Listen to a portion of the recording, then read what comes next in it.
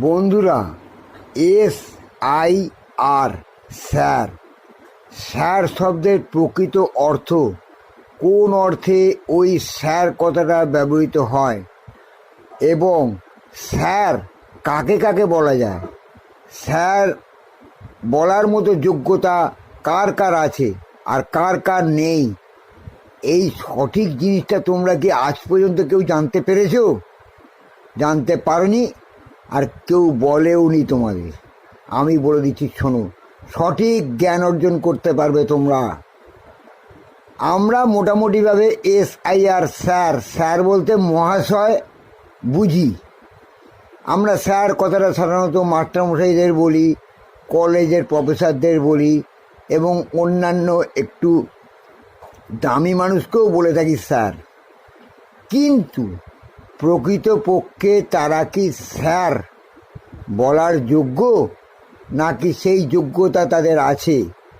তাহলে স্যারের ইতিহাস শোনো। স্যার উপাধি ছিল, একমাত্র ব্রিটিশরাই ওই স্যার উপাধি মানুষকে প্রদান করত, যার ফলে সবাই সেই স্যার উপাধি পেয়ে গৌরবান্বিত হতো। কিন্তু আমাদের দেশে স্যার বলতে কাকে বুঝি জানো? Sir Ashutosh Mukhopadhyay, sir Netaji Subhaschandra Bose, sir Abul Kalam মহাশয়, এই কজনকেই আমরা প্রকৃতভাবে স্যার বলতে পারি। তার কারণ তাদের সেই যোগ্যতা আছে।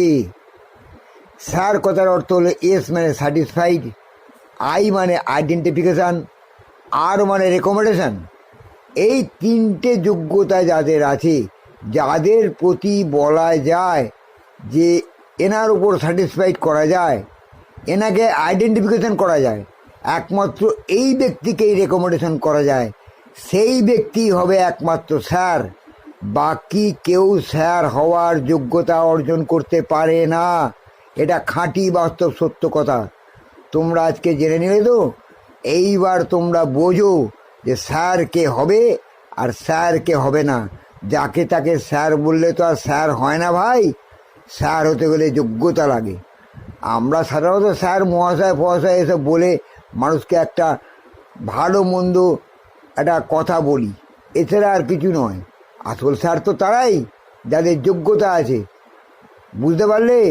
নতুন কিছু শিখলে তো আমার ইউটিউব প্রোফাইলটাকে সাবস্ক্রাইব করো, ভিডিওগুলো দেখো, তোমার ভিডিওগুলো নিয়ে আমার ভিডিওগুলো নিয়ে তোমার ফেসবুক শেয়ার চ্যাটে শেয়ার করো, প্রচুর ইনকাম শুরু হয়ে যায়।